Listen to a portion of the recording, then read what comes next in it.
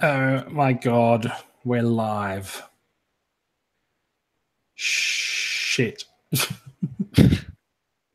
Brad's figured out that he needs to look at the other side in order to look up at the yellow live indicator in the Hangout.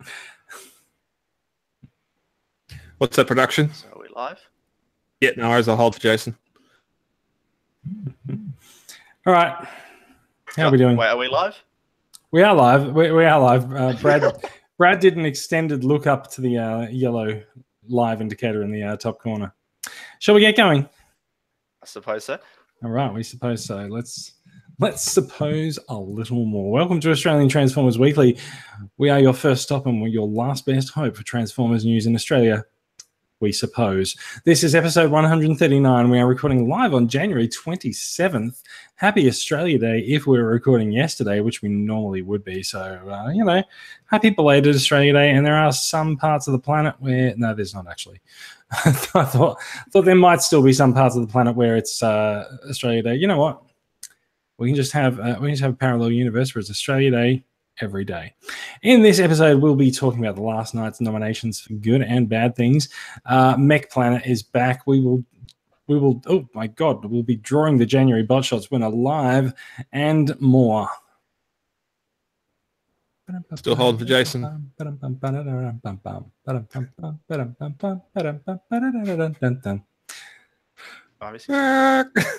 Thank you. There you go. You can put that in as a blooper at the end. Okay, yes. Welcome to the show. I am Jason. Joining me this week, we have Max all the way over from Adelaide. How are you doing, Max? I'm kind of melting, thank you, but yes. Doing all right. I think we're all melting. Brad from his bunker in his undisclosed location in country Victoria. Brad's just taking a sip of something. I have a fan that's on me, so if it does cause a slight droning noise in the background, I do apologize, but it's a warm night. We normally record on a Friday night. This week we are recording on a Saturday night, so we might be a little bit off our game and cooled by random fans. You get to understand just how hot it is when your figures start falling over because they're literally melting. Which of your figures are literally melting? Most of my 6-inch Hasbro stuff, like the plastic's so soft that it just starts to crumple. Wow. How many fridges have you been walking around is this like when you get a magnifying glass and put it on top of an ant? Are you just trying to make your legend scale figures just shrivel up? Not quite. They do that themselves, actually. It's a well-known feature. So I was going to say, how does it feel to be in a state that's powered by a Tesla battery? Well, it feels all right, except apparently the half of a city which I don't live in had a blackout anyway a few days ago. So I think the point of the battery is to stop extended blackouts, so I assume they got their power back. I did see a funny story earlier in the week, though, which was that the Tesla battery powered up and for the first time got up to a full charge because the power input rates went into the negative because there was too much power in the grid. So they basically paid Tesla to charge the battery.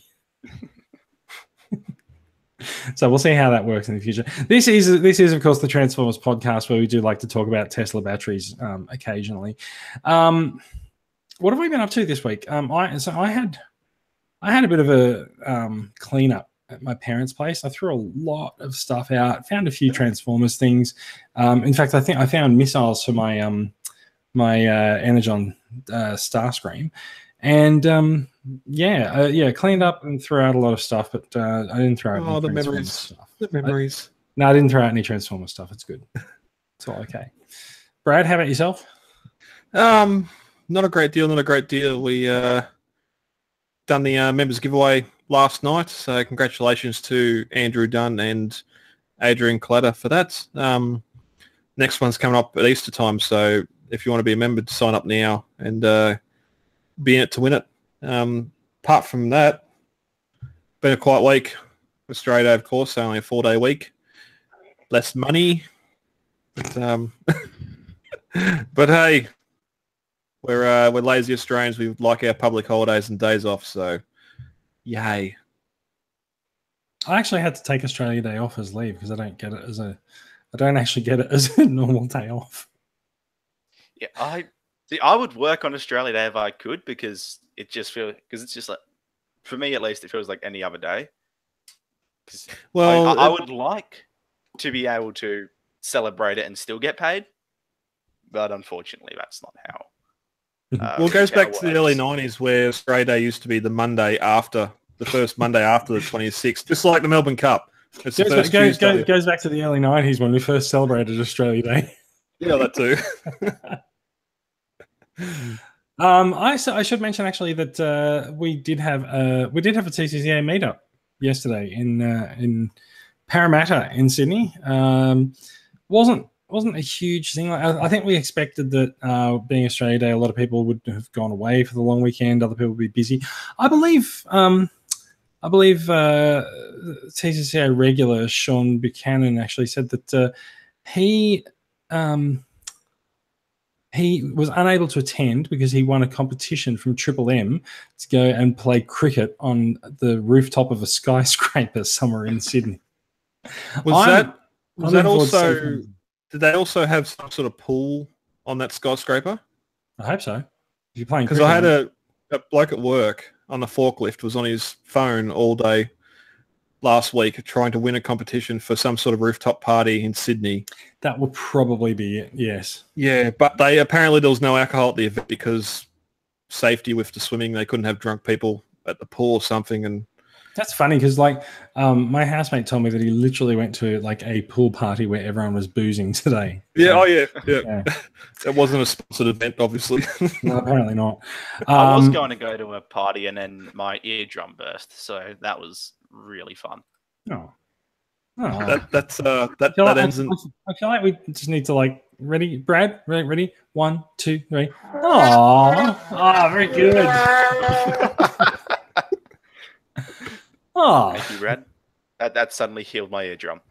I haven't got the one, so amendment for next week. Yes. Shall we get a move on? Not a lot to talk about this week, but some interesting things. That is great. Yeah, look, this week could be a bit of a short episode. We'll see how we go. We were hoping that delaying a day because London Toy Fair or Toy Expo is on at the moment, and we're hoping for some stuff to come out of that, but nothing has. So actually, so where did since we are talking about it, where did the Bumblebee story go? The Bumblebee story, Bumblebee remote control car story that actually showed off Bumblebee. I believe that got taken down by Hasbro. Yeah, so let's just grab one of the images that are mirrored because it's the internet and start talking about it. I will find one. Find one for me. Find one for me, please. Something else in the meantime. Okay. I'm sure you could go to TFW and just /Bumblebee and the link would still work. It just wouldn't be on the page. That has happened before, hasn't it? Yeah. The page exists. There's just no way of getting to it. Max is going to find us. That, and while he finds us that, what are we going to do? We're going to talk about bot shots. What are you doing, Max? Are you putting in the run sheet? Yeah. All right. Cool. Top of the news. Top of the news. Top of the news feed to you. To be sure. Yeah, that's good. That's good. We've increased the number of stories by a factor of 1/3. It's good. Watch us milk that story. So, Bot Shots Weekly is the I guess we can just call it a photography competition in the TCA discussion group on Facebook. Every week, you are invited to take your bots out from behind their glass perspex or maybe not even fronted by any protective material at all cabinet and take them out into the real world and take photos of them. We've changed the structure of the competition somewhat this year. There is a monthly prize, so everyone who wins one of the popular votes in one of the weeks for the month, they will go into the draw at the end of the month for that prize, and those monthly winners will go into the draw for a yearly prize. We are looking at this week's winner, which is courtesy of friend of the show, Chris Turner from Queensland. Now, obviously, he's got Combiner Wars Viper there, and he's riding someone that I have no idea. Who is that? That is the Age of Extinction one-step Steeljaw, which I didn't know was a figure until I asked Chris about it. I don't think it's the one step. I think it's the A that'll quick change. sparker or something like that. It's where it's like a pullback thing. So we Yeah. did them with the Autobots and Dinobots, where you sit them on top and then you pull it back and it goes. Or So it Viper- could be a one step. I'm not entirely sure. So Viper is riding Steeljaw, and this and so yeah, this is the winner for this week. Congratulations, Chris. Now, what are we going to do here, Brad? We've got the January giveaways in the run sheet. Do you want to cross the presentation over to yourself? Can do that. I'll surreptitiously open up that extra story in the run sheet while you do that. All right. Got a combined Titans Return Quake here for the January winner. 4 entries are in.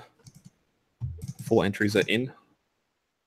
4 winners are going into the hat for this figure. Of course, we've had Jason Yule week 1, Alan Chang week 2, Craig Goodread week 3, and Chris Turner is week 4. So, bring up the old random number generator. Number 2, Alan Chang, you have got a Titans Return Quake. So I'll message you tomorrow and get that shipped out. Although he's here in Albury, so I might go and see him. But that's his now closed location in country Victoria. No, he's a New South Welshman, so that's for January. So next week the February one starts, and we'll work towards the end of the February for the giveaway there. And that Quake is based on one of the nicest Titans Return molds. Yeah, yep. And just very satisfying little figure. Quake seems like such a why wouldn't you repaint? Because I've got the original.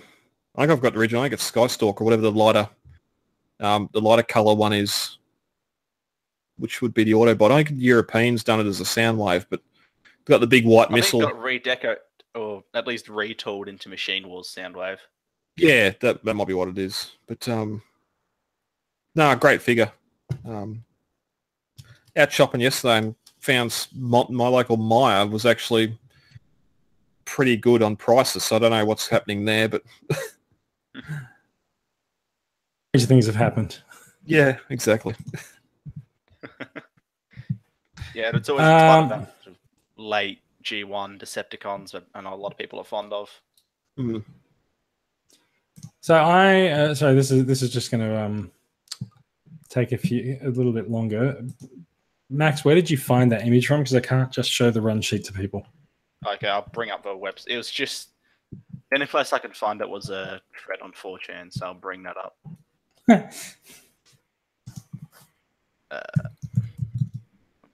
Copy the actual. Just grab the URL from your browser. That's not the URL I want. Geez, sorry. Bear with me. All right. Scroll down a bit on that URL, and it should be there. Yeah. Okay, I got it. I'll turn my screen share back on. Okay. There we go. All right. Are we ready to go back? Mm-hmm. Time for some news. All right, time for some news.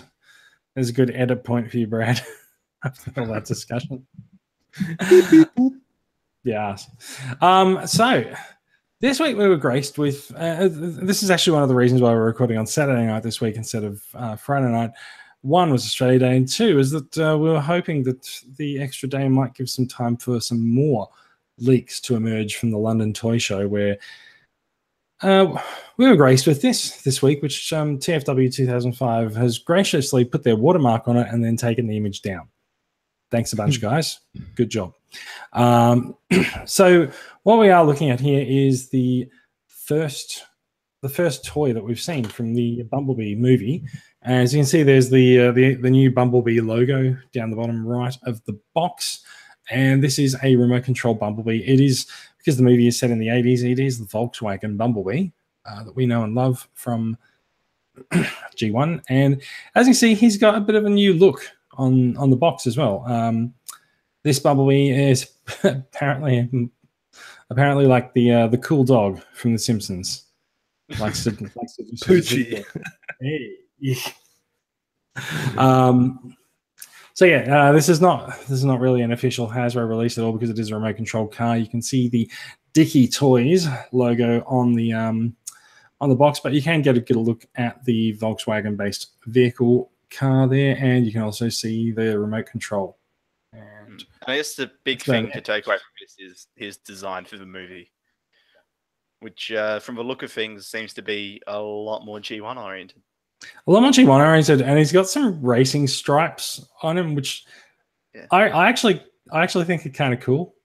Yeah, see, I'm not sure if those are on the actual car in the movie. For reference, I'm pretty sure I've seen stills where he's just a plain yellow Volkswagen. Yeah, I mean, he could. It would be weird to have his own logo later on. Yeah, that's my thought. Just a big B on the top. Mind you, we have had an Optimus Prime toy that has a giant Optimus Prime written on it, right? Yes, that's. There's something. I don't know. There's something classy about that. It's just, it's not just B. It's not just someone a B. It's just him saying Optimus Prime. You know, there's a sense of confidence about it. You've really got to appreciate. Yeah, fair enough. I'm not sure that I'm going to give you that, but I'll let you get away with it. So this is for reference only. It is our first look at what Bumblebee will look like in the movie. Maybe some of his deco will be a little bit different, but yeah, there you go. What do you think? Thoughts? It's interesting. You say a bit of a G1 look. I reckon it's more of a sort of a Prime or a RID B look. Depends if you're looking at the bot mode or the car.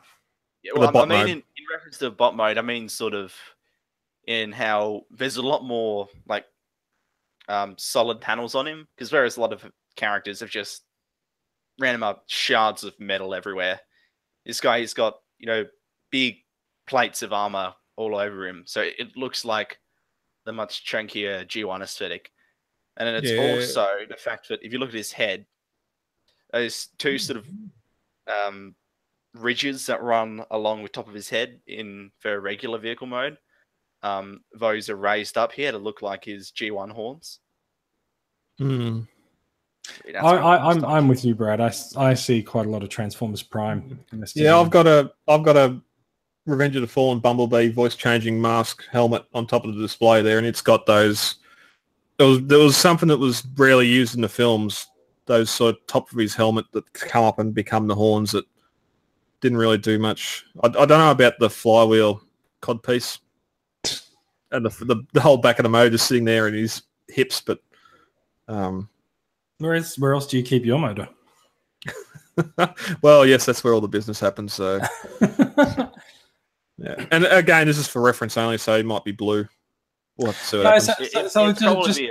To be clear here, I think what we're saying when we say it's for reference only is that I think it's the product from Dicky Toys is being presented as for reference only, because if you look at the inside of that box, that is obviously photoshopped and mocked up. Yeah, the angles are all wrong. So they're like, I don't think the Bumblebee artwork is in danger of changing anytime soon. I think that's real, but I think ultimately this is just artwork. The movie CGI model will probably be a lot more detailed than this. It's just that this is a similar situation to the box art we've gotten for the last two movies. Yes, I do love that. That's quite true. I do love that yellow Transformers branding on the side. Yeah, it's kind of cool, isn't it? Yeah, I do like that. Yeah, it takes the branding that we've had for the last few years, and it just spins it a little bit in Bumblebee's favor. It turns at 45 degrees, so now the letters are sideways instead of on top of each other.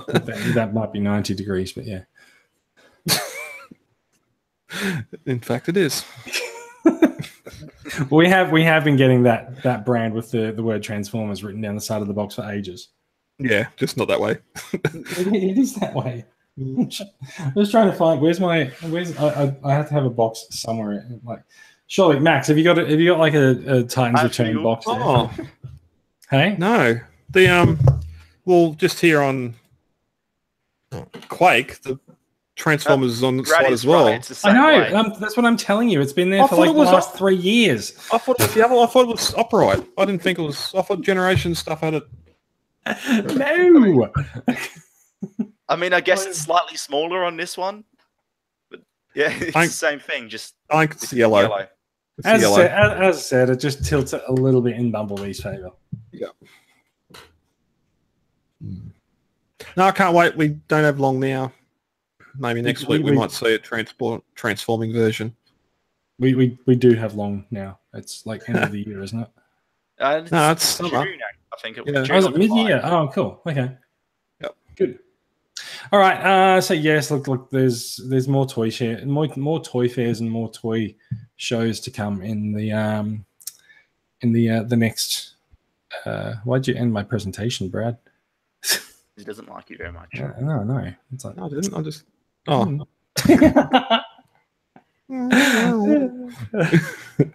That sounded like Pac-Man dying.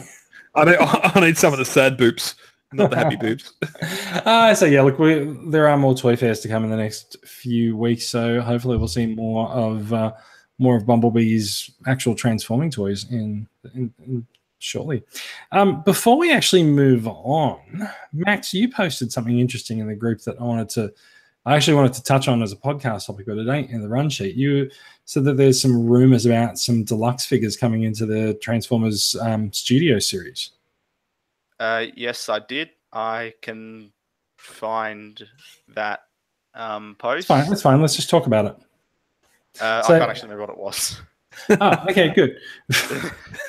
I can remember it had in there. So just to frame, let's frame the story, right? So the Studio series we've only heard of as being like Leader class and Voyager class figures up until now.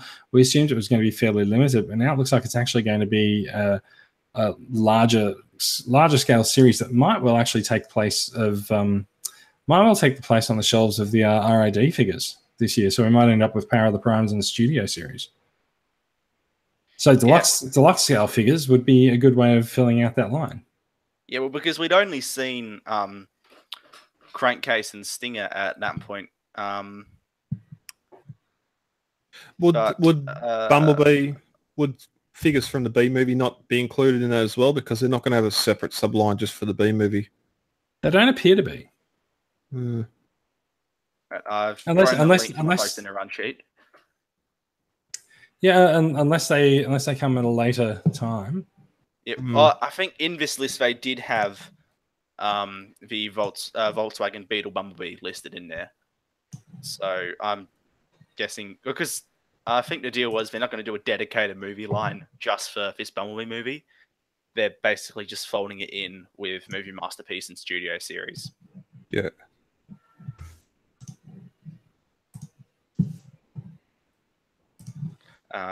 Because I think this list does stand a chance of being true because it talks about the crankcase that we saw a fairly clear picture of, and Crowbar and Stinger that we saw the leaks of, and then Ratchet, which we thought was going to be a Voyager, now looks to be a deluxe, and then we also see Lockdown and Jazz in there, which we haven't seen images of. But they were in that first leaked batch from that Google Hangout. So that, we basically saw everything for the next two lines. There's a Ravage for the Bumblebee movie. Yeah, I was just noticing that there as well. Barricade and Ravage. That could be very cool, actually. Didn't even notice that. So we are looking at 3 waves spread out fairly lengthily over the course of the year. March, April, July, August, and then Christmas. So wave 1, Transformers 6. So TF6 is, of course, the Bumblebee movie. So VW Beetle, Stinger from Age of Extinction, TF1 Ratchet, and Crowbar from TF3, who I can't even remember. Wave 2 is TF1 Jazz, who is deader than dead. Lockdown from TF4. Now, what's the CF? I TF6? don't know. Where I got this from, no one seems to know either. Considering it's repaints, it seems to be a repaint. CF. Maybe it means reissue. because Stinger Nope, and nope, I know what it Bumblebee means. were in the first wave as well. I know what it means. It means case filler. That solves that problem. I don't know if that's what it means, but I'm going to guess it because they're both from the previous wave. But yeah. And so wave 3 will feature Cliffjumper, who hasn't actually had an on-screen appearance. Barricade and Ravage from the Bumblebee movie makes sense for that wave to follow the Bumblebee movie. Stop replying to my post, people. and Ravage and the 74 version of Bumblebee from TF1, which I believe is available currently in the Transformers Tribute Bumblebee set as well. Yeah, so that's the original one though. So I wonder if they're going to do a. These are up. They're updating these figures, aren't they? It's not just a reissue of what. Yeah, I think only the Ratchet did look very similar, but it was definitely held a lot of new parts in it. Yeah, so it could be a retool, but it's probably gonna at least have some new parts. Yeah, because I'd love to see what they're going to do with a new lockdown design, or a sort of work on that original mold. Cliffjumper, it says here the similar design to the Prime series. So but it'll probably be Cliffjumper from the version. Yeah. Just give him a mashed up face and it'll look like he's coming from the movieverse. All right. That's good. Thanks for sharing that, Max. Let's move on. Are you able to name your source? Some random ass guy on 4chan. All right, great. That sounds credible. Yep. Yeah. I just posted it in the group because a lot of those had already been confirmed, so I figured it's worth a shot. Cool. Take it to the bank. All right. So we saw a little bit of news this week from TFW 2005 that claims the Hasbro Cinematic Universe is shrinking, but the Transformers brand is currently unaffected. Now, Hasbro kind of wants to be Marvel. So they want to have their own cinematic universe that crosses all of their brands. They're trying it kind of unsuccessfully in the comics at the moment. I personally don't really give a crap about most of the Hasbro crossovers. But IDW has been bringing together Mask, ROM, Visionaries, and Transformers and G.I. Joe. To varying degrees of success. Now, trying to emulate that on the big screen, I mean, there's already a Transformers and a G.I. Joe franchise. There were apparently plans to bring ROM and Mask to the big screen, but that's on hold now. We did hear a couple of months ago that Paramount's financing deal with some of their Chinese financiers had been falling through because of their poor performing movies of late, and it seems likely that this is actually the reason that this is actually the reason that the cinematic universe is, as they say, shrinking. Now we are of course expecting Transformers 6 or the Bumblebee movie to come out this year, which will remain unaffected. We've heard that there's going to be an animated prequel to the movie series next year, and that's going to be developed by Hasbro-owned Boulder Media. So yeah, Transformers is fine, but if you were expecting it to cross over with other Hasbro brands on the big screen, probably ain't going to happen. And it also seems like G.I. Joe will be rebooted in 2020. Yeah, I think this is going to weigh big on how well Bumblebee does this year.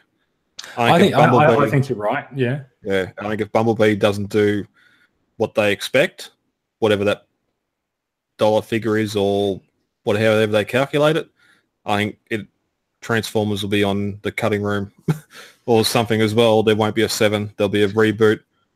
Well, so 7 is a long way away. Mm. Yeah. But it should be next year. There's going to be one every year. 5, 6, 7 we're going to be a year after. No, the animated movie is next year, and then the 7 is meant to be after that. Okay. Now, the thing with that is that after the poor performance of the last night, we're not sure if it's even going to go to a 7 or if they're just going to reboot the whole thing anyway. Yeah. So we don't know. Bumblebee, it's worth remembering, does have a far more modest budget than the other Transformers movies. So it doesn't have that high hill to climb in order to turn a profit. Yeah, Bumblebee movie is going to make money. There's no question. And I wouldn't be surprised if it made more money than the last night, actually, because I feel like a big problem that people were turned away from The Last Night by was just Michael Bay fatigue. Like The Last Night was a very Michael Bay movie, and so people just weren't interested in that. Whereas this guy, Travis Knight, he's exclusively done like kids movies so far, and he's been really successful in that. So I feel like it might not be quite as much aimed at the sort of general fandom, but it's going to get parents out there taking their kids to see a movie.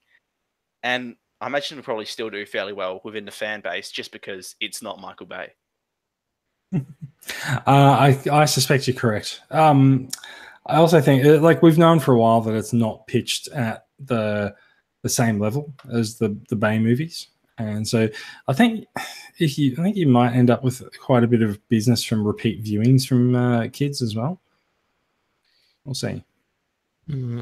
It's depends how much fun it is. Yeah. It's we've only seen a couple of characters that are actually Transformers. So what happens? What John Cena brings to it? I'm imagining very little. Yeah, I just love how, like, even before when I was setting up this hangout, you can see there's an hour of trailers for upcoming movies this year you have to see. Han, a Solo story. That's not right. And the Bumblebee movie are 2 trailers that aren't included in that, and we should nearly be seeing something from Bumblebee as well, whether there's going to be a Super Bowl trailer. I believe, at least in the Super Bowl things, I think Paramount has purchased a TV spot during the Super Bowl, so we can pretty much say that that's going to be the Bumblebee movie. Yeah. So I was trying to think. Mummy is Universal. Yeah, that's all right. We'll see what happens in February. Yeah, it's got to be getting close. Universal's reboot of their monster movies, starting with the Mummy, is also apparently tanking and not going ahead as well, which is kind of a shame. Yeah, no, there was. Yeah, no, I was going down a different path that we don't need to go down. So, so the future is going to be interesting. It's not. I think the days of Transformers movies just being a slam dunk at the box office, I think they probably ended with Age of Extinction, and we know that Last Night struggled. Was that Max? I don't know. Like, Age of Extinction did make $1 billion. Yes, and that was the last one that did. Yeah, because of China money. Why is Soundwave here? So this is from IDW's comics crossover artwork. So okay. Soundwave and Prime are both major players on the Transformers side in that. And that's why RC and Jazz are there as well? Probably, yeah. Okay. All right. I noticed how you've just ignored Victorion as well. Oh, no, I've seen her. I thought that's got to be a Titans Return reference, which I was not going to bring up one at all. So I'm not sure about the Jazz form there. Like, that kind of looks like it might be Power of the Prime's Jazz, but yeah, no, well, I thought their design in the current comics just changes depending on whatever artist is doing it. It really does. Yeah, it's like whatever. It's like whichever artist is doing it, and possibly also like whichever direction from Hasbro is the toy that they want to promote, right? It's the same thing with the Dire Wraiths, and it's not just like slight differences there. Like, they're literally 3 completely different. Can you describe the character and not just call it what it is? Because I don't know what the hell you're talking about. Is that JetBlue? It's a thing from ROM. It's like, that's still not describing the figures. They're in Revolution. They're like space zombie things. That's still not describing what I'm saying. Okay, they're the main protagonist in a comic book that you haven't read. But you're still not describing the figures I'm seeing on screen. Is that silver guy there with the Megatron face? What's on the screen? There's no Dire Wraith on screen. Okay. If you really need your hand to be held through it, that's not what Max was talking about. Please, Daddy. No, just that Jazz felt very full of Cybertron to me, but hey, it's Jazz. They keep the designs flowing between media. So yeah, maybe. I sort of looked at the headlight area and thought it was probably more Power of the Primes. yeah, it does look like that updated Porsche look. All right. Shall we move on? Let's please. Let's talk about some. Let's talk about. Oh yeah, Last Night. Oh, here we go.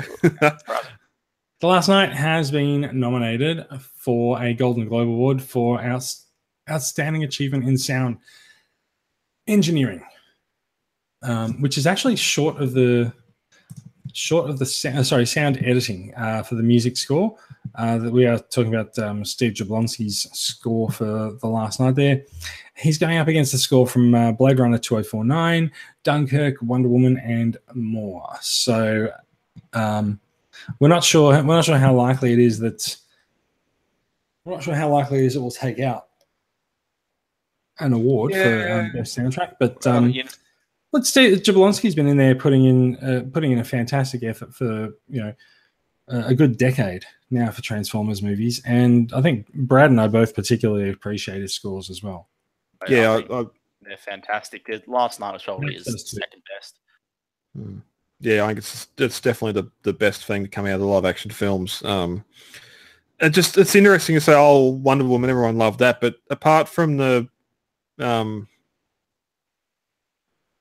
not an M83, whoever they are, the guitar riff from Wonder Woman, can anything else, any other parts of the score you can think of?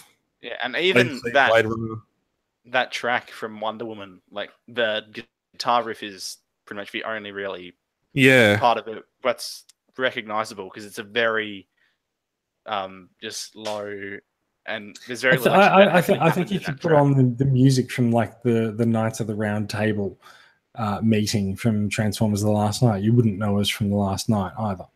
No, and there are some tracks where you could definitely pick them up. Yep. Yeah. But that's fine. Let's not dump on a movie for its score anyway. No, and that's like the Autobot theme comes back again in the movie as well. So altered slightly, so you get that carrying across all 5 films. Yeah. From Dunkirk, I don't think the clock ticking, but yeah. Anyway. So anyway, the Transformers The Last Night score is up for a Golden Globe. Transformers The Last Night is up for a Golden Razzie as well. Of course it is. As with every other Transformers movie, it has been nominated for Worst Picture. There's actually a few awards here in the TFW. It's been nominated for this movie. It's been nominated for Poisonous Performance by an Actor, Worst Supporting Actor, Worst Supporting Actress, Worst Sequel, Worst Director, Worst Screen Combo, and Worst Screenplay. Oh, for Mark Wahlberg? Yes. You haven't been punched in the face like really hard? Supporting Actor, Josh DeHolland's Anthony Hopkins. I'd just say Josh DeHolland. But that's the writing. But that's the writing, though. Anyway. Let's not do a one-man defense of the movie against the Golden Raspberry Awards. Let's just accept that it's been nominated for them, shall we? Can you move that? What's the worst screen combo? It's any combination of 2 humans, 2 robots, or 2 explosions. Touche. All right. I'll give them the explosions. Seems appropriate. Oh, nice. Right.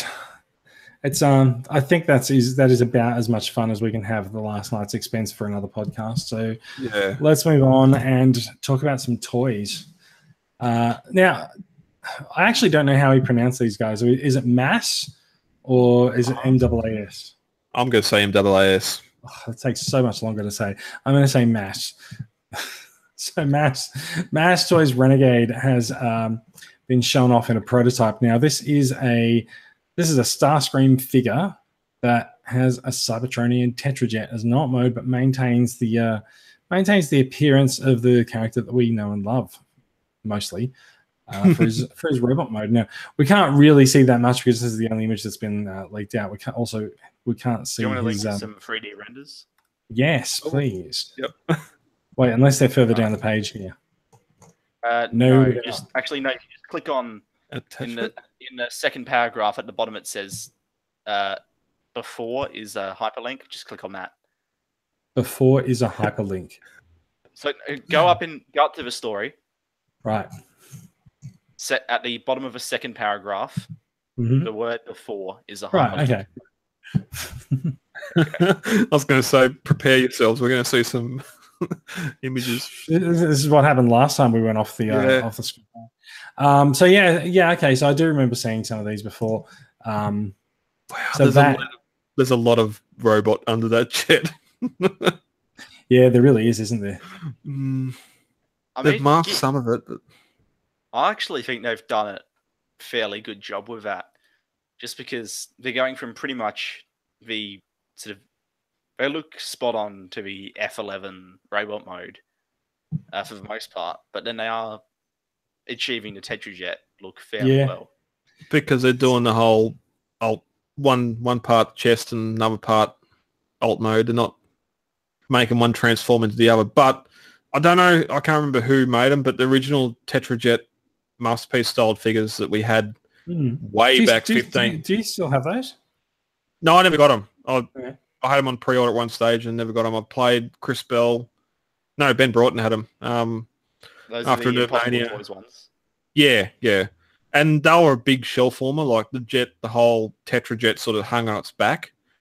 I think that's going to be the case with these guys as well. Yeah, we tried to transform them, but we'd eaten a lot of pizza and maybe had a couple of too many beers and couldn't get them to concertina in on themselves to get back in that shell. But I do know those were sitting in clearance sections for about a year because they were. Yes. Yeah, and that's the thing. They were on, I think Big Bad had them for $25 each or something. And I had them all in my cart and didn't end up buying them. But I think ultimately also they sort of failed because they didn't have a familiar robot form as well. And so these guys really do. Soft sculpt, like it just looked like marshmallows painted as Starscream. Yes. Yeah, but they went with the whole. They said, right, we're doing all 6. Yeah, and done all 6 Seekers. The Coneheads. Never been heard from since, have they? That's probably good. good thing. They did like a couple of little Quintesson figurines, and they did a whole bunch of Bumblebee repaints, and those all sucked anyway. So yeah, they were not a very successful company. Let's put it that way. It does not appear so. So we are looking at the render version of Starscream. There, these are all exactly the same sort of designs there. But yeah, you get an idea about what they're planning with the Starscream, Thundercracker, and Skywarp there as well. So yeah, cool. Yeah, so we've now seen them. It looks better than MP11, but I guess that's just by default. Well, these are they're only 20 centimeters tall, so whether that's a big Voyager or a small leader. So that's the problem. The whole Tetrajet isn't really like the top of it's not that tall because it's going to have all that stuff underneath it. But I loved. I liked their B-Day done. Execution wasn't the best, so I never picked it up. But I just love how they're going for this pre-Cybertronian or pre-Arrival to Earth look for figures. Because, again, they had, because of animation costs and everything else, they looked like their Earth modes in robot mode, but they had Cybertronian modes in that first episode. So, and I appreciate what Master Toys is trying to do here. Like, I remember with their Bumblebee, he was very much, he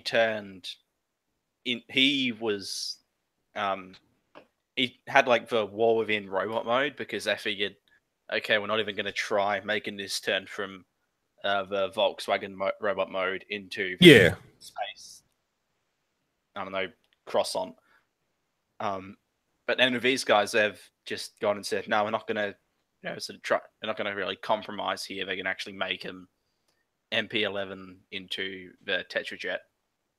So you see MP11, even just the classic Seekers as well. Yeah, I see more generations than MP. Yeah. I mean, in terms of the engineering that they seem to be employing, like he's got the Masterpiece style hands. Definitely the feet. The feet are definitely MP. Hopefully they can stand because that's one of the biggest problems with the Masterpiece Seekers. It looks like they've got ankle tilts both on the toe and heel sections, so There's not a lot there though. That's a small surface area to keep these figures upright. But so they've added like a heel on the back in addition to the thrusters, so yeah. But see, even just the null rays just pegging onto the side of the arms and that, just simple engineering like that works. You don't have to have arms that sort of move the null rays around so they're underneath the wings when it's in jet mode. They've already got a second set. Well, Skywarp does on his back anyway. They must stay there for the jet mode, but no, they look good. I'm guessing this is going to be a free pack. You're not going to be able to buy one on its own. Surely not. That'd be interesting. I think if they were releasing them separately, then they wouldn't picture them all together. So yeah, fair enough. All right, shall we move on? Bring on the cone heads. Yeah, it does make me wonder if they'll follow through and do cone heads as well, or if they'll do something else for the cone heads. I guess it depends on how well they release, because they've done like 4 or 5 different versions of their Bumblebee so far. Yeah. It is the well they keep going back to, isn't it?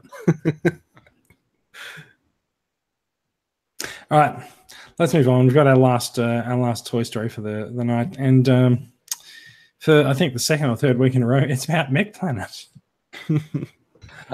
Mech Planet is just pumping these figures out now, and like it's practically unheard of for a third party to actually have so many releases in such a short period of time.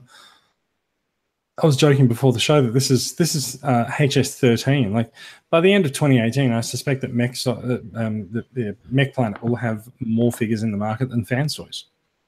I don't think they'll have. I think they'll have eclipsed their release rate without the weight. Yes, that seems like a really realistic estimate, which is kind of worrying for Fans Toys fans. Yeah, different market. Apples and oranges, horses for courses, etc. Whatever other cliches I can come up with. So this looks great.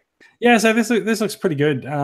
Mech Planet has shown off on their Weibo account an updated version of their Bumblebee figure, which was a little bit weird, but this version with a slightly more caramel or gold paint and a new head makes a representation of G1 Goldbug.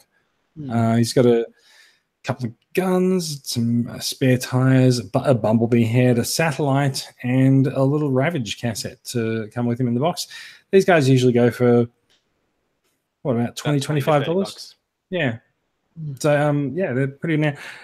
Surely not, but those guns look like they're chromed. Yeah, they do look pretty bling. I mean, not chrome, but they've definitely got a metallic finish on them. Yeah, the same as his bumper and his lights on his feet. But yeah, true. They do look slightly reflective, but not actually chrome. Yeah, you're right. Yeah, I appreciate the inclusion of the alternate, just Bumblebee styled head, so you can have him as either Goldbug or a G2 Bumblebee. Yeah.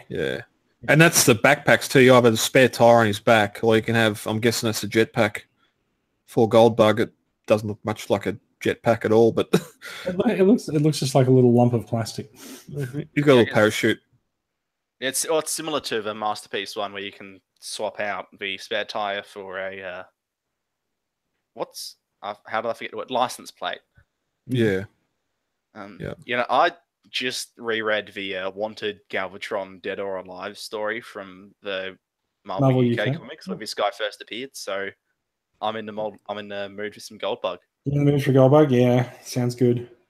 And he comes with a little Ravage cassette that just adds to the sound wave if you already have him. Yes, and also the Autobot Sky Spy satellite as well, which looks pretty decent. And a brick that says hot on it. So I think that's I actually think that's the cassette cover for Ravage. Oh, that's a neat little feature. Yeah, that's my guess. I'm not really sure, but it might be translucent on the back then. Yeah, it might be. But see, like it looks like a cassette cover on the side of it. Yeah. Yep. So yeah, possible. Look, it's been a slow week in news, so like that is actually about it for the news. What do you reckon, guys? Do we have a few minutes that we want to spend on a discussion topic, or do we want to move on? Yeah, we're gonna have a quick chat. All right, so it's been a while since Brad solicited some discussion topics in the group, and one of the ones that caught our eye back then was a question from Kieran, friend of the show, asking about limited edition figures from Hasbro and Takara. For example, Titans Return RC and Grey Tusk, and their difficulty in them being purchased for us. I thought this was all right. I thought it was an all right question, and there's also it's not just the question of exclusives, but it's also just one of the questions of which toys actually get released in particular territories. Because when we were talking about this before the show, Brad, you said I'd just gone to London. I came back with the the last night Cybertron. Fall of Cybertron. It falls off its spot occasionally. And so that's a figure that never got released here, and so there's a whole country of Transformers fans here who haven't been given the opportunity to purchase that figure. And that figure. and people want that figure. It's a little bit more egregious when it's a figure that's exclusive to one retailer that also ends up only in one country as well. And I mean, for Hasbro obviously strikes a deal with, say, Toys R Us to purchase however many copies of a figure that they want. And I think some of the discussion that I've heard is that for Hasbro to do a run of a figure or something, you need to be able to guarantee that you're going to purchase at least 1,000 of them. So, all the Toys R Us stores around the USA, obviously, would have had 3 or 4 of them, and there's hundreds of those stores. So they would break through that 1,000 barrier easily. Some stores had even more. But also, those figures have never ended up in Toys R Us in Australia, despite them being a Toys R Us exclusive. So sometimes you end up having to look overseas to purchase your figures. What do you guys do if you need to get a regional exclusive from another country? I generally find that waiting a few months and just jumping on a secondary market works pretty well. I tend to agree. That's also what I do with some things. Although I've lost patience on that with some things, but yeah. Yeah, I mean that does you do run the risk of having it drastically go up in price in a lot of cases, because, for instance, I buy a lot of Marvel Legends where exclusives will usually get massively discounted a couple months down the track.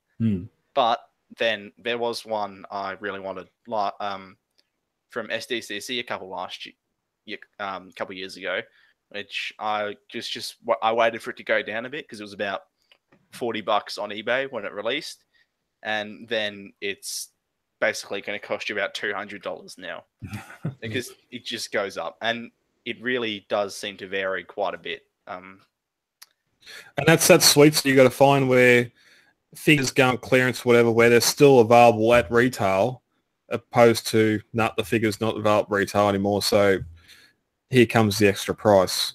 And I think a lot of it. Sorry. Go.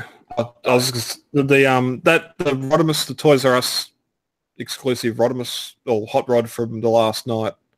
I got from one of our local retailers. I don't even know where. I suppose you go to Big Bad or somewhere like that, and they'd probably have the figures, but you're paying shipping or you throw in your loot. But I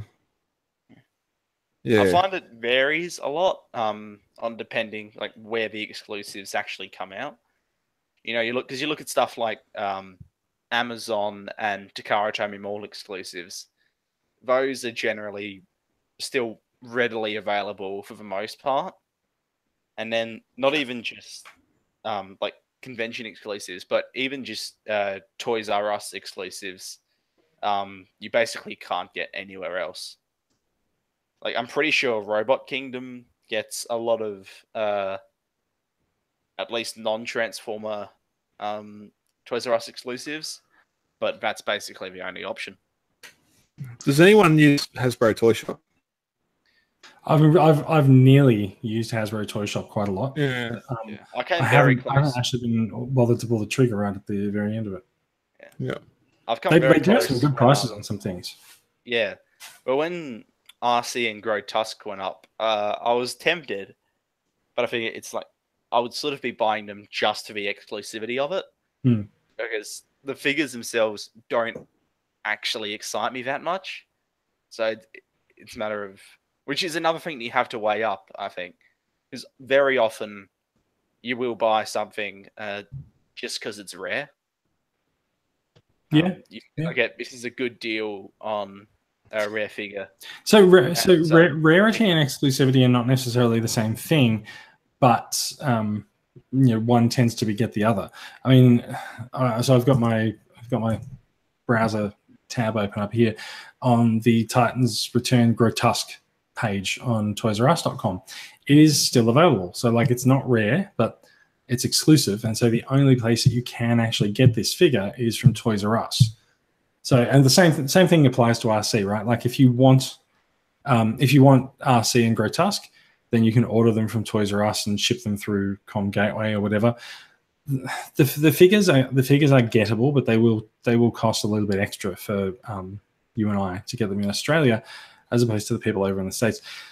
Some of the more recent examples of this are the Autobot Heroes movie pack. So some of the Platinums just haven't come to Australia in the last year or so, and I think we heard about this early last year that it was going to happen that way. We didn't get the Platinum Unicron, and I don't think we got Platinum Armada of Cyclonus or Planet of Junk either. No. And so I've picked those guys. I picked up the smaller ones as I've gone overseas. I have a friend holding on to a Chaos on Velocitron set for me. So obviously there were 2 gift sets in Titans Return that were they weren't Toys R Us exclusive. I think Chaos on Velocitron was a Toys R Us exclusive, and Siege on Cybertron was Walmart. I think it was BBTS. Yeah, BBTS. So Siege on Cybertron is everywhere. You can get that from everyone, but it's the Toys R Us ones that stock gets tied up in Toys R Us's system, and it's not available from Hasbro Asia to anyone. Yeah, you find that with pretty much all Toys R Us Transformers exclusives. Yes, and they're exclusives for other, at least Hasbro franchises as well. Yeah, it's the Toys R Us ones that are difficult to get. But of course, like I said, you can always order them from toysrus.com and ship them to a Com Gateway address and get them shipped into Australia like that. Is that collectors sort of blurring lines between rare or hard to get compared to just not widely distributed? I wouldn't say that. Like I said, exclusivity and rarity are different. Yeah. They do go hand in hand very often. I don't think they go hand in hand. I think exclusivity leads to rarity. But like I said, Grotesque is not rare. You can go straight to Toys R Us and get him. Yeah. It's not rare. It's just hard to come by. It hasn't been widely distributed like other figures, and it's sort of the same thing you get to with movie or any line when it gets to wave 4 or 5, the end of the run, where numbers are just not making anywhere near as many as what they do for wave 1 figures. So it's it is character dependent as well. Yeah, yeah. There's been a couple. There's been like 3. I know at least from Marvel collecting, because they do a lot more exclusives. There's been like 3 exclusive Black Panther figures recently, and they started off going for pretty deep, high prices, and progressively just got cheaper and cheaper because like people don't want free Black Panthers. And then with Star Wars stuff, like Toys R Us did an exclusive Snowtrooper, which now a lot of people just can't get rid of because, funnily enough, no one cares about Snowtroopers. Look at the difference between Grotesque and RC. Like Grotesque looks like probably a better figure in mine, and I gather most other people's opinions, but people are much more attached to RC as a character, so that's what's got much higher demand. Well, you can only assume that she's a more well-known character, and of course it's the Headmaster RC, which people have wanted for a good part of the Transformers franchise. So. Yeah, that's been like a really demanded thing, whereas no one really wanted a Headmaster Grotesque. Yeah. Yeah, I guess you can look. There's a lot of different ways to look at it, but in general, I'd say that there are almost usually options, and it is about weighing up what you think is going to be the best based on both the line, the place a figure is exclusive to, and the actual appeal of that figure. Yeah. But so that, like, we're seeing this now too. We were talking before about Groove, how everyone was chasing the Combiner Wars Groove when it was first released, and now it's, well, even still, it's just littering everywhere. The Combiner Wars Devastator, it's not available retail anymore. It's still out there. You got to go and find it. I wouldn't say it's rare. I wouldn't say it's exclusive, or it is hard to find. Yeah, like Devastator, you can easily get from like well under $150 nowadays. Because that's a really beloved figure. Like a lot of people see that as one of the best figures in Transformers ever, but it's just so common that even though it's not available at retail, you can still get it at a great price. Yeah. Yep. So, limited edition figures, exclusivity, and rarity. Generally, we get screwed and we have to go buy them from overseas, right? All right. That is it. That's it. That's basically it for the news and for discussion. So what remains is new acquisitions. And I see that Brad and Max have both filled in stuff for new acquisitions this week. Do you want to talk us through your new stuff, Brad? It has been a little while. Don't talk it up too much. I've got a little beak hair. I actually just saw this for the first time yesterday. And I've got a few of them. We reported on Transformers Legends, I think in November. Hasbro released images of the new McDonald's deal train they were making, which had about 10 or 12 different carriages representing different aspects of their franchise. Of course, the My Little Pony one. Had to. There was a Transformers one, which is sort of reminiscent of Ultra Magnus with the car haulage. Yeah. That's very nice. Does Bumblebee pop up or something? Yeah, they've all got wheels on the bottom that, as you roll it, makes something do, and Bumblebee just sort of that way. Oh yeah. Pops up, drops down. Pops up, drops down. That's the most ridiculous thing. Yeah. So I was just interested, like, more reporting on an American site about those things, and they turned up at McDonald's in Australia, which wasn't expecting, and got most of them anyway in the train. So, and I'm trying to go on a diet, and now I suddenly want to go buy a Happy Meal. No, that thing is just delightful. It's something else now. This was over Christmas, so yeah, that's me. Excellent.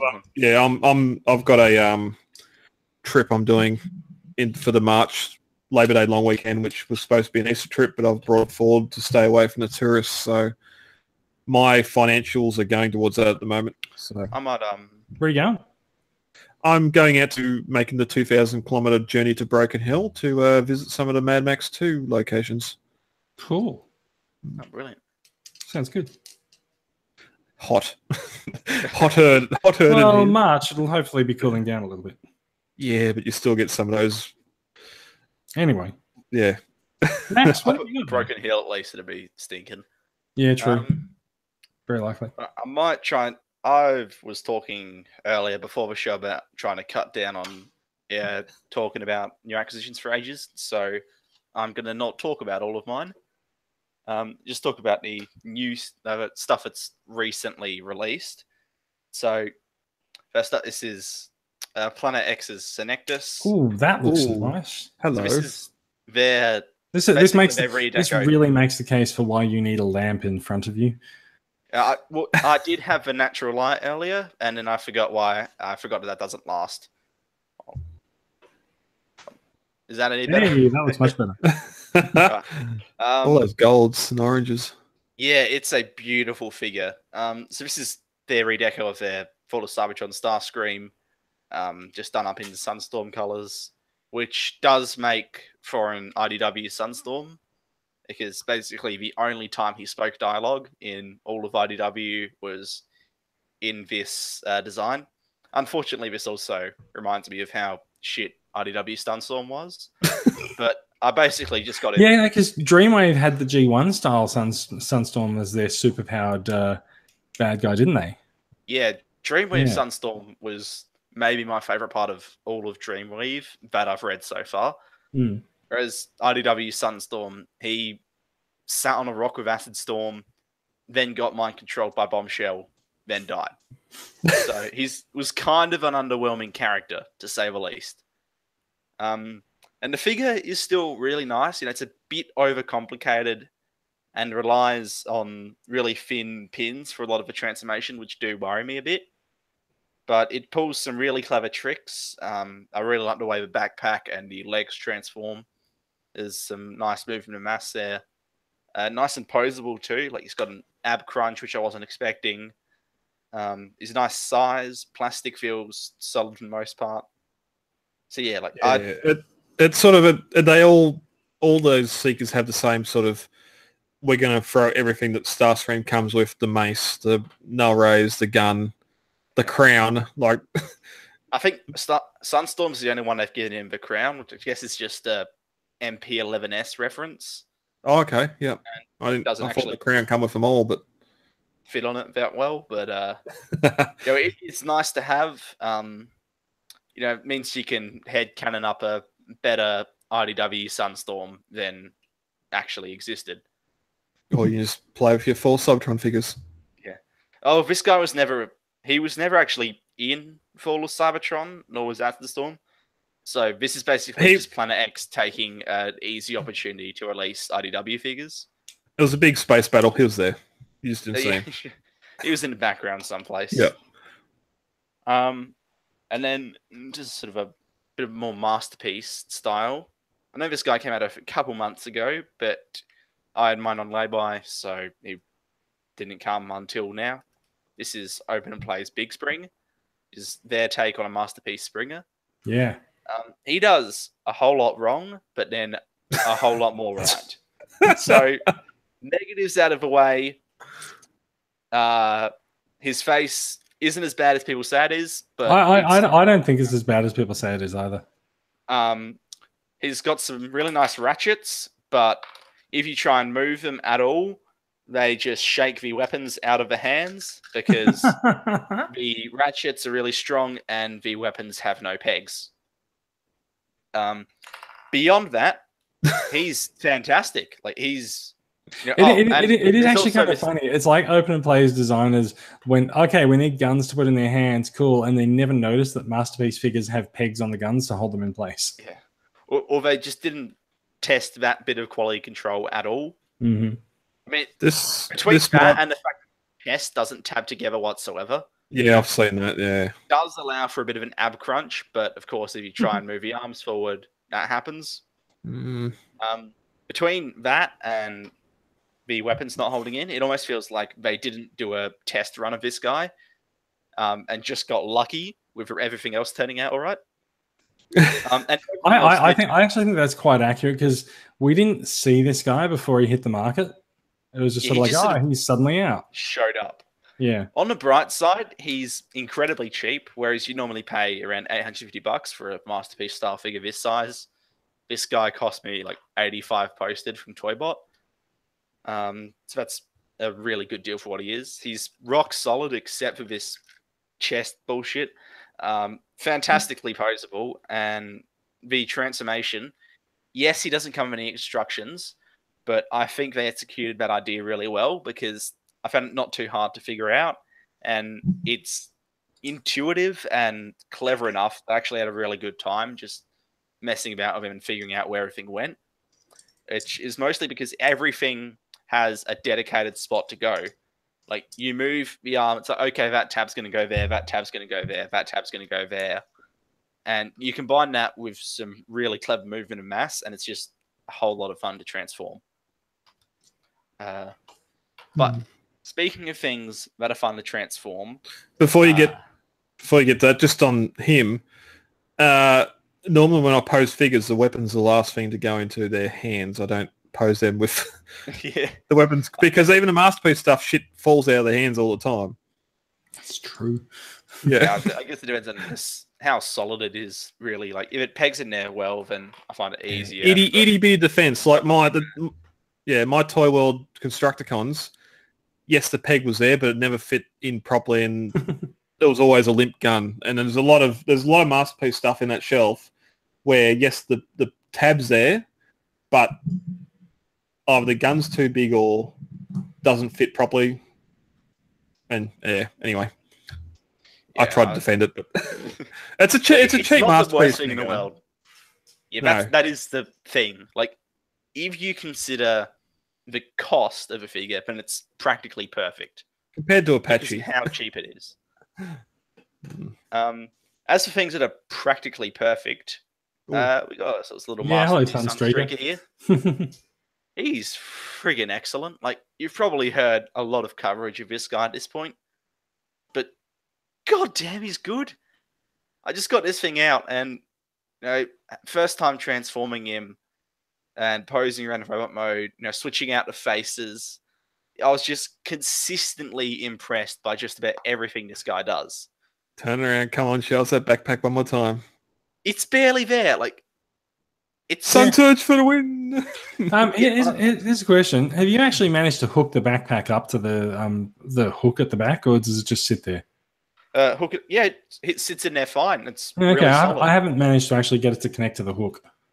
Yeah, I think the end of the backpack transformation is the trickiest part, just in terms of, you've got to, get these two pieces and the butt flap lined up. And the butt flap is really my only issue with a figure. I don't mind the backpack because he's nice and stable and it is fairly G1 accurate. That's a carryover from Magnus. Yeah, not to mention that the backpack contains like 2 separate roofs for the vehicle mode. There's a lot of junk in the trunk. Yeah, and the way that vehicle mode change plays out is just genius. It is really good. It's a super complicated process, but it's literally just, I lift this up, flip it around, and now change the entire look. So it's gone from a really accurate Sunstreaker to a perfectly accurate Countach that's almost exactly the same as the Sideswipe. Hopefully next week Mikey gets us in alt mode. Yeah.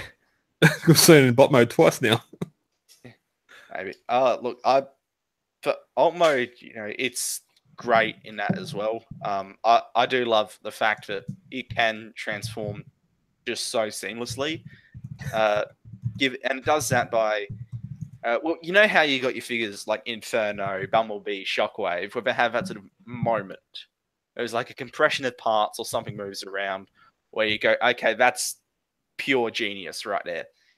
This guy is just constantly like that. Especially in the legs and in the way the torso transforms. It's just like, you just do that and you go, okay, that's an incredibly clever way to move things around.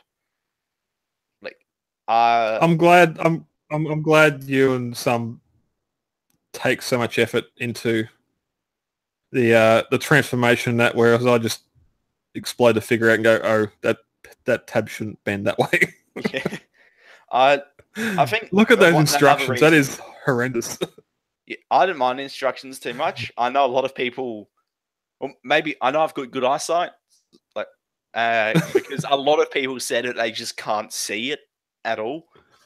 So I'm guessing. Well, collectors are getting older, so yeah, maybe because it is like I've got good eyesight, and even I was looking at this and going, "Hold on, what am I supposed to do here?" Brad, can you switch to my screen, please? Yours. Yes. Oh, there we go. There you go. Yes, Not me. I was on the instructions already.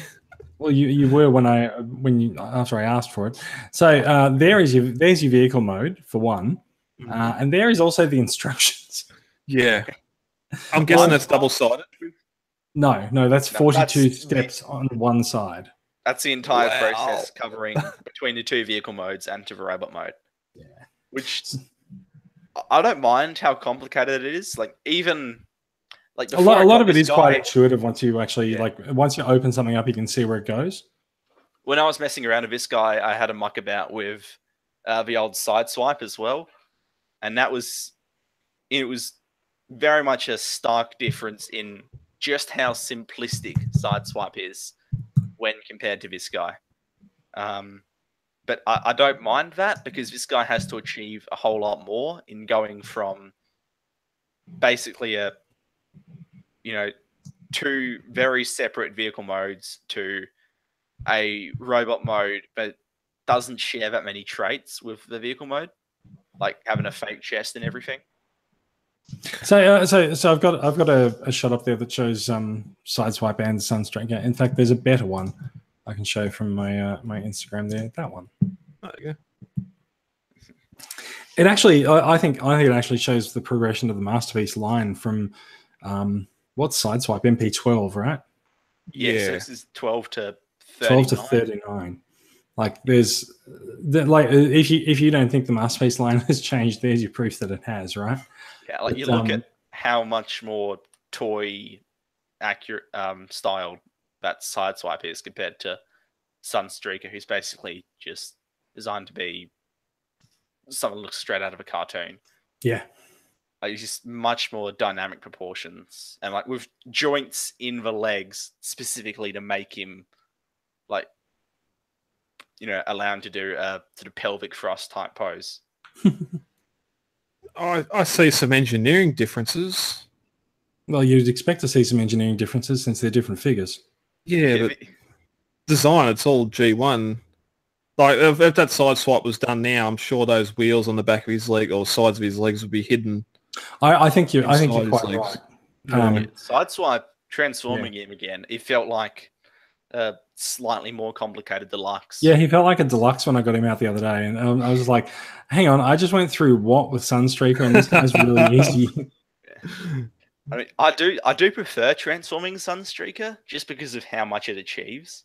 Whereas with Sideswipe, it's over and done with much quicker, but you don't feel like you've achieved very much.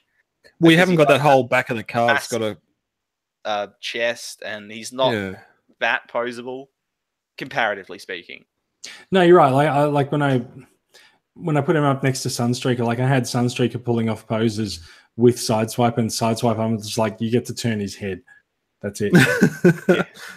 And like Sideswipe is still a really posable figure. He's got two axes of movement in the head. He's got ankle tilts and ab crunch if you want to untab it a bit.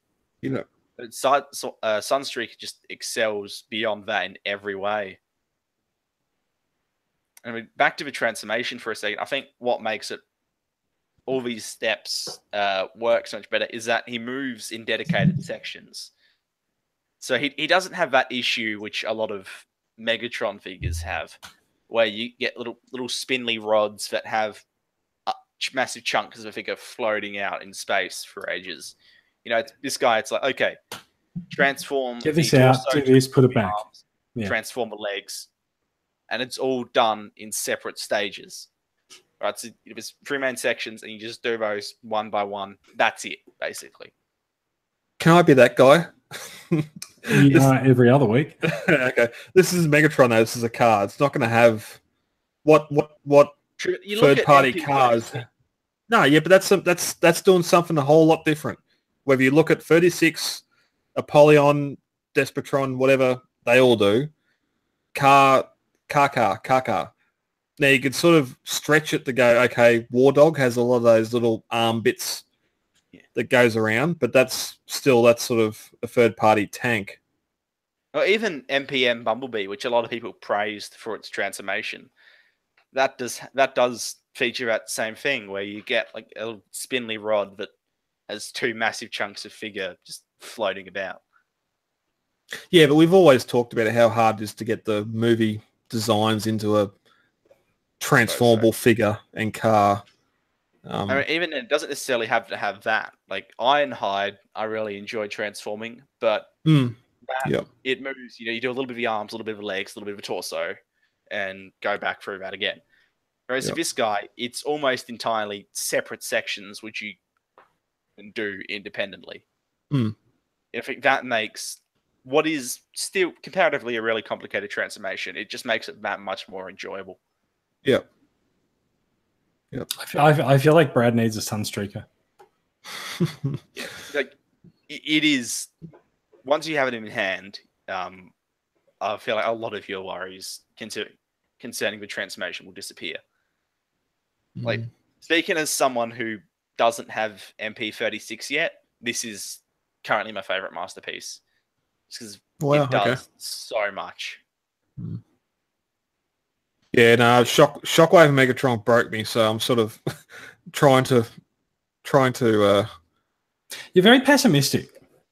I don't know what it is. It's just age. Certainly pessimistic when it comes to masterpieces. No, because Dinobot's doing it for me, and I've pre-ordered him. But yeah, I don't know. I just hear the love for this and MP36 and go. Well, I've got a Polyon. I want Sun Surge. So that's the thing. You don't have an MP36. You don't understand the love for that figure. Yeah, I know. Yeah, I don't understand the price of that figure either. But anyway. Yeah, well, I don't understand the price of Dinobot. And well, yeah, exactly. Keen on him. And I've pre-ordered it and put $80 down on it. So yeah. Polyon was quite expensive when he first came out. Yeah, it cost me like 160. It cost me $179. Yeah, so Megatron, the official version, is what, like $50 more? Yeah, but you got to get rid of the Polyon to get the money to buy them. Well, that's not correct. You don't have to. I know. Yeah, I know. So anyway, enough negativity. No, yeah, I think I'm just down on people's enjoyment for figures. So you really are. Yeah. Like, wow, you're cranky. Can I show you something really fun? Please. Really, really fun. I've got Sunstreaker. Well, actually, you're going to have to put the camera on to me now instead of my computer. You've been transforming while we've been talking? No, I have not, but I have Sunstreaker. Where's the Autobot? Where's the Autobot logo? You have really big hands or something? And Sideswipe. These are the Iron Factory releases. These are the Racing Bros. That's why there's no logo. That is why there's no logo on them. But they are super fun, and like you can pose them to do all sorts of things, and like their legs move, their arms move around. Like considering, the story with Iron Factory, right? Considering the size of the figures, it's pretty amazing what they managed to cram in there engineering wise. And yeah. I picked these up last weekend from Saviour's Toys, who sells in our BST group. Good price. Managed to avoid any postage by picking them up in person, and yeah, they're awesome, and they're really good for pairing up with Masterpiece, Sideswipe, and Sunstreaker in photographs at the moment. Which if you throw the photo back onto my if you throw the video back onto my computer screen, yeah. I'll see the one I had there with Sideswipe and Sunstreaker sharing a joke in the background, and Sideswipe and Sunstreaker sharing a joke in the foreground as well. I was wondering who they were. Yeah, nice. So they're really nice. They're really well posable, but also like just without even pulling a pose on them. Like if I just straighten this up here, like. Without even trying to pull a pose on him, like that Sunstreaker looks awesome. Like it looks fantastic. He doesn't have the traditional sort of the traditional chest design around there, but like it's close enough. You can still see it. Yeah, you got a couple of side windows, and you got sort of some stuff that could be the front window, but like whatever. Iron Factory always they seem to stylize them a fair bit. They're a bit like Make Toys and MMC. They do. I think they sort of end up looking possibly a little bit more like a comic version in a way, but and like you can see with Sideswipe's chest, they've changed a few things around there as well. But I mean, there are certain things that have to give when you're engineering at this tiny scale. But Yeah, they're still really recognizable. So yeah, they absolutely are. Look, see, there's practically no backpack on Sunstreaker, Brad. Yet they do have the detail and colorization of the masterpiece versions. What were you going to say, Max? Does that little Sunstreaker have the changing rear of a car by any chance? Of course it doesn't. Just unpeg one and peg on another. Yeah, no. You know why? Because nobody cares. Yeah, exactly. But, yeah, nobody cares because Takara did it anyway. Yeah. Look, one figure doesn't have to be better than the other. They go together really well. Oh yeah, don't get me wrong. I'm looking at those and I'm thinking they're some of the best Legend Scale figures like I've seen in a while. Yeah, really they really are. I got a little bit wary of some of the Iron Factory pieces. Like, despite the fact that I know they do really good jobs, I got a little bit wary of them because I felt like some of them were just sort of becoming the same thing over and over again with some of their releases, and it's like some of the stylizing they did was just a little too much for me, and it no longer looked like the G1 character. But these guys, I think they've restrained themselves admirably. Mm. I feel like Iron Factory, they managed. They do tread a fine line sometimes, especially with their fembots. Like, because they really do sort of go for that. I don't know, like I guess anime style that for Transformers I think doesn't really work.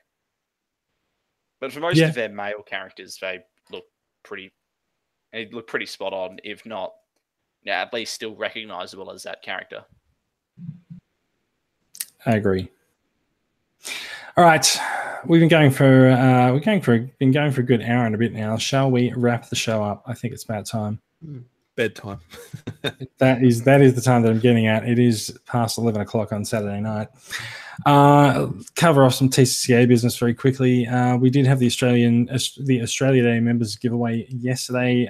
Andrew Dunn and Adrian Collada were the lucky winners of that. There will be another one in Easter, so if you haven't signed up for membership of the club yet, I would suggest you throw $5 Brad's way and join now for your chance to win something for free at Easter time. Yep. As for the podcast, thank you for listening. We're at the end of the show. If you're watching the live record, which I suspect you may not be on a Saturday night, thank you for checking us out.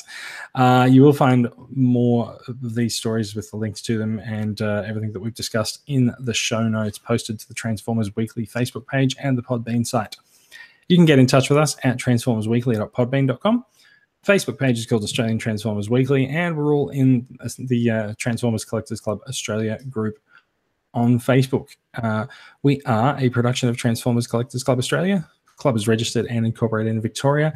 TCCA is run by volunteers like us who donate their time and money, like us donating time tonight on our Saturday nights, to make the club and life in general better for everyone. If we haven't made your life better by listening to this podcast, please send your complaints to complaints@tfw2005.com. They will direct it to the appropriate department. TCCA's goal is to connect Transformers fans around the country. We do it by engaging the collecting community. Your membership fee goes towards appearances at Supernova and other local conventions around Australia so that we can find more like-minded Transformers fans around the country.